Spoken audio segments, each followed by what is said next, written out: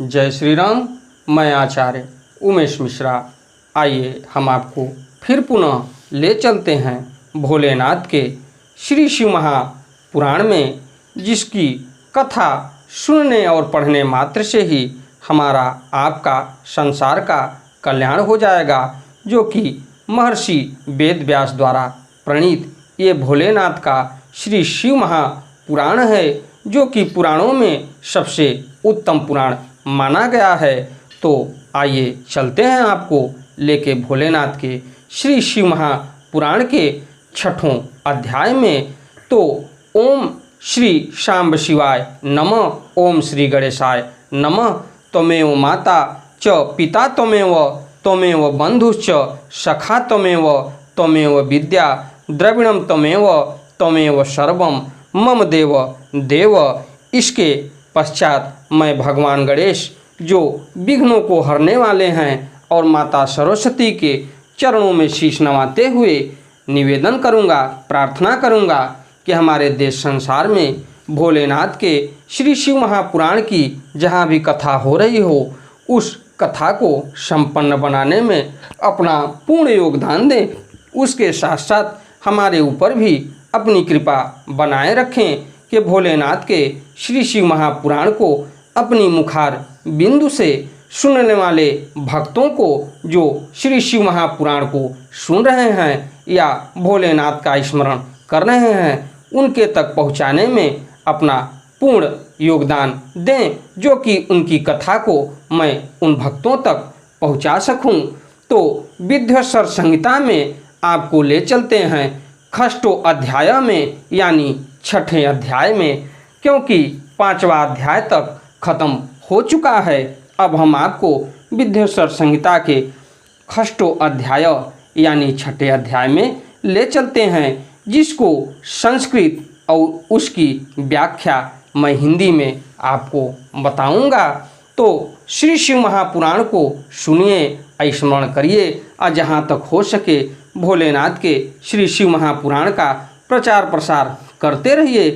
तो खष्टो अध्याय में यानी 6ठा अध्याय में देखा जाए तो ब्रह्मा और विष्णु के भयंकर युद्धों को देखकर देवताओं का कैलाश शिखर पर जाना यानी गमन करना। तो नंदिकेश्वर उवाच, नंदिकेश्वर बोले। तो चलिए हम ले चलते हैं आपको विद्वेश्वर संहिता खष्टमों अध्याय में।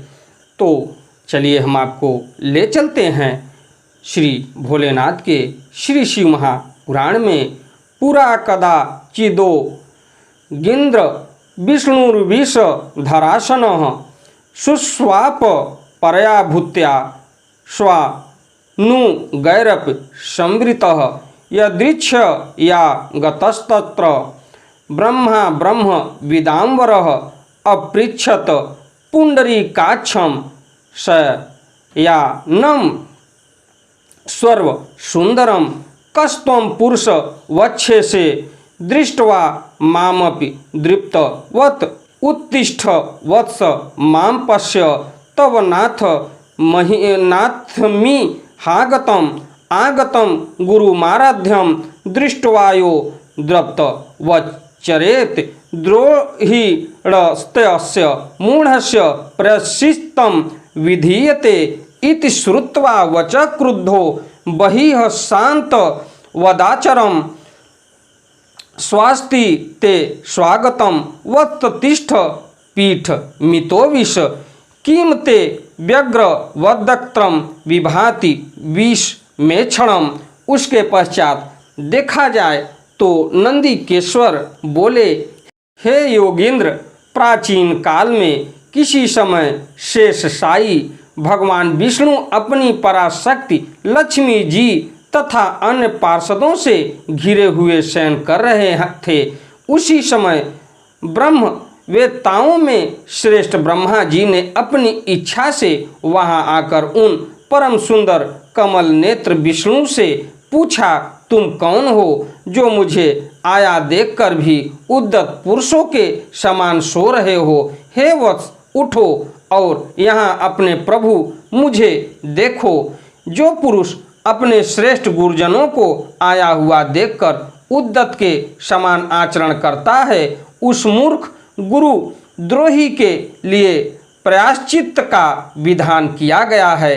ब्रह्मा के इस वचन को सुनकर क्रोधित होने पर भी बाहर से शांत व्यवहार करते हुए भगवान विष्णु बोले, हे वत्स, तुम्हारा कल्याण हो, तुम्हारा स्वागत है, आओ इस आसन पर बैठो। तुम्हारे मुखमंडल से व्याग्रता प्रदर्शित हो रही है और तुम्हारे नेत्र विपरीत भाव सूचित कर रहे हैं। तो ब्रह्मो उवाच, ब्रह्मा जी बोले, वत्स विष्णु महामान मागतम काल वेगतः पिता महस्य जगतः पाता च तब वत्सकः।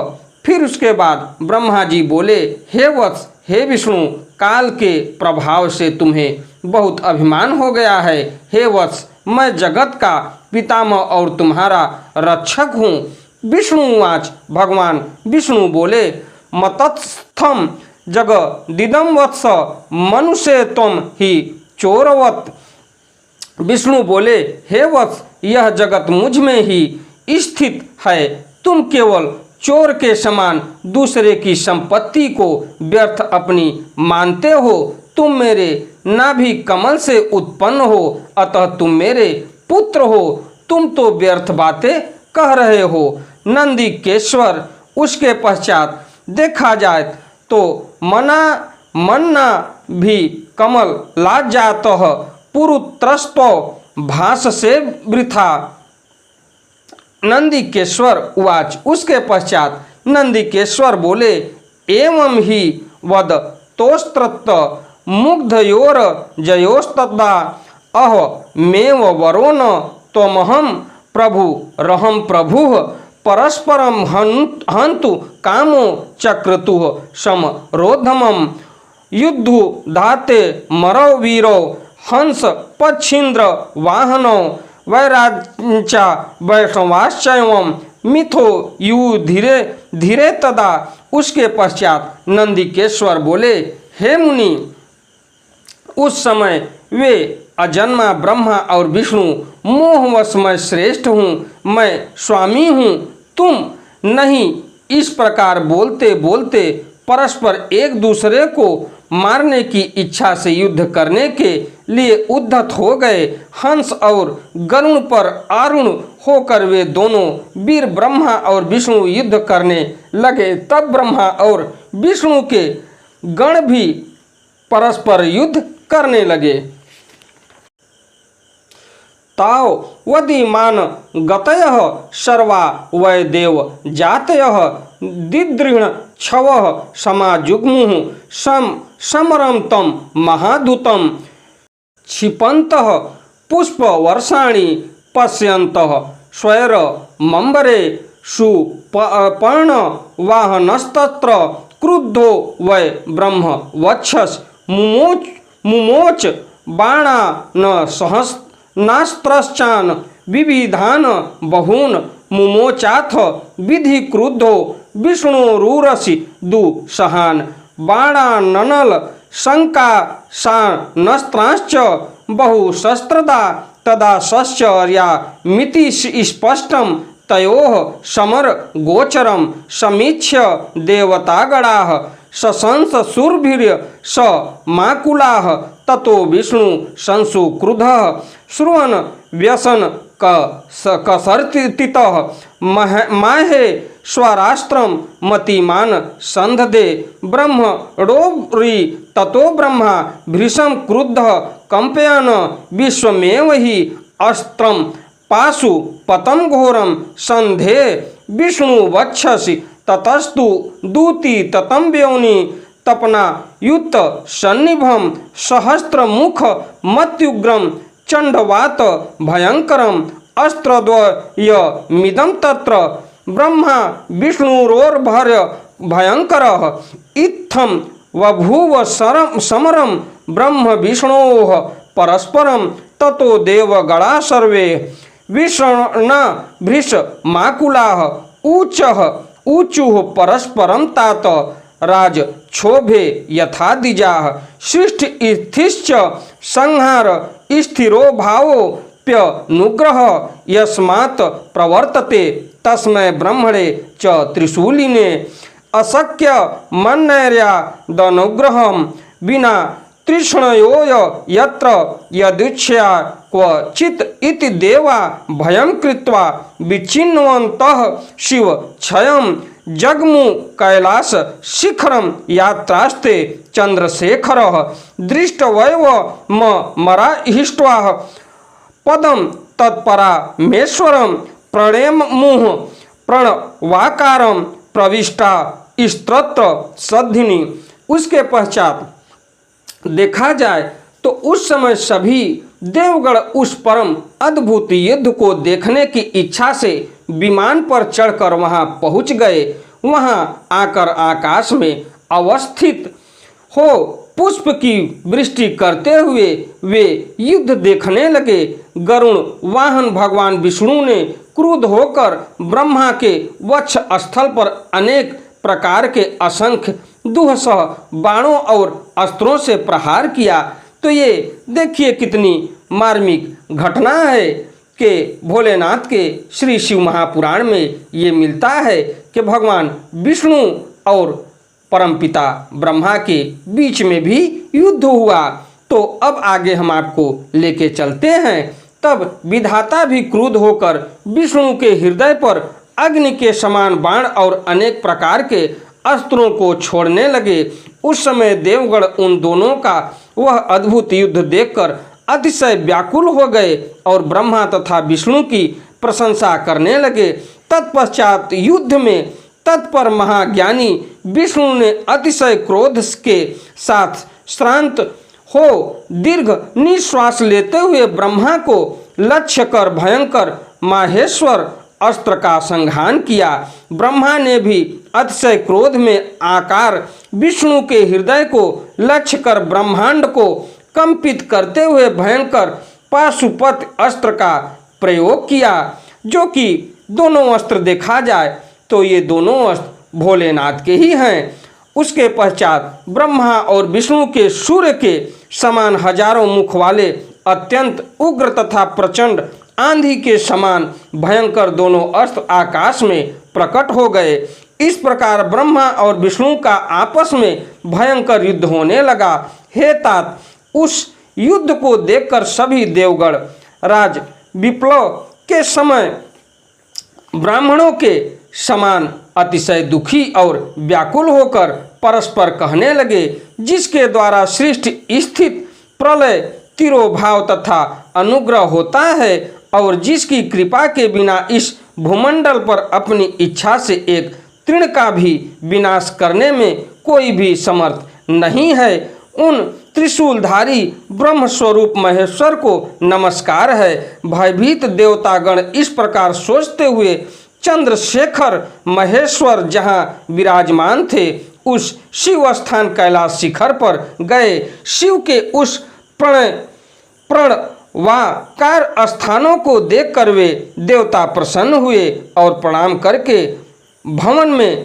प्रविष्ट हुए। उसके पश्चात देखा जाए तो तेपि तत्र सभा मध्ये मंडपे मणि विष्टरे विराजमा न मुमया दृशु देव पुंगवम सभ्योत्तरे तत्पर पदम तदर्पि कत राम्बुजम स्वगणय सर्वतोजुष्टम सर्वलक्षण लक्षितम विजयमानम विशेषज्ञ है स्त्री जनस्ति भ्र भावनय संस्यमानम सदा वेदैर्नुगृहन्त मीश्वरम दृष्टवैव मिश मामराः संतोष सलिलेच्छणाः दंडवद दूरतो वत्स नामश्च कुर्म हागड़ाः तान वेक्ष पतिर्देवान् समीपे चाह याद गणयः अथ संहाद यन देवान् देवो देव शिखामणिः अवोच दत्थ गंभीरम वचनम मधु मंगलम। उसके पश्चात देखा जाए तो उन्होंने वहाँ सभा के मध्य में स्थित मंडप में देवी पार्वती के साथ रत्नमय आसन पर विराजमान देवश्रेष्ठ शंकर का दर्शन किया। वे वाम चरण के ऊपर दक्षिण चरण और उसके ऊपर वाम कर कमल रखे हुए थे। समस्त शुभ लक्षणों से संपन्न थे और चारों ओर शिवगण उनकी सेवा में तत्पर थे। शिव के प्रति उत्तम भक्ति भाव वाली कुशल रमणियाँ उन पर चंवर डुला रही थी। वेद निरंतर उनकी स्तुति कर रहे थे और वे अनुग्रह की दृष्टि से सबको देख रहे थे। वे वत्स उन महेश्वर शिव को देखकर आनंददाश्रुओं से परिपूर्ण नेत्रों वाले देवताओं ने दूसरे ही उन्हें दंडवत प्रणाम किया। भगवान शंकर ने उन देवों को देखकर अपने गणों से उन्हें समीप बुलवाया और देव शिरोमणि महादेव उन देवताओं को आनंदित करते हुए अर्थ गंभीर मंगलमय तथा सुमधुर वचन कहने लगे। इति श्री शिव महापुराणे प्रथमायां विद्येश्वर संहितायां देवानां कैलास यात्रा वर्णनम नाम षष्ठो अध्याय। यह इस प्रकार श्री शिव महापुराण के अंतर्गत प्रथम अध्याय विद्येश्वर संहिता में देवताओं की कैलाश यात्रा का वर्णन नामक छठा अध्याय पूर्ण हुआ। अगर हमारी कथा आपको अच्छी लगे तो वीडियो को लाइक करिए, शेयर करिए, चैनल को सब्सक्राइब करिए और भोलेनाथ की कृपा आप पर बनी रहे। आपका दिन मंगलमय हो और मैं भोलेनाथ के श्री चरणों में शीश नवाते हुए विनम्र निवेदन और प्रार्थना करूंगा कि श्री शिव महापुराण की कथा सुनाने में अगर हमसे कोई भूल चूक हुई हो तो हमें क्षमा करें और हमारी प्रेरणा को श्री शिव महापुराण की कथा को आगे बढ़ाने का पूरा हमारे ऊपर सहयोग प्रदान करें। इसी के साथ मैं अपनी वाणी को विराम देता हूँ। अगली कथा को लेके मैं आपसे फिर मिलूँगा।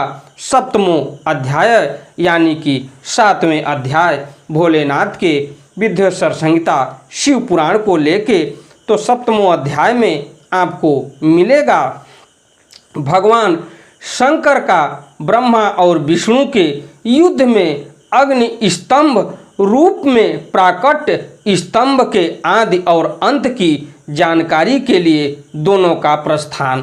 तो आप इस कथा को मन लगा के सुनिए और जहाँ तक हो सकेगा मैं अपनी मुखार बिंदु से आपको इस कथा का रसपान कराऊंगा।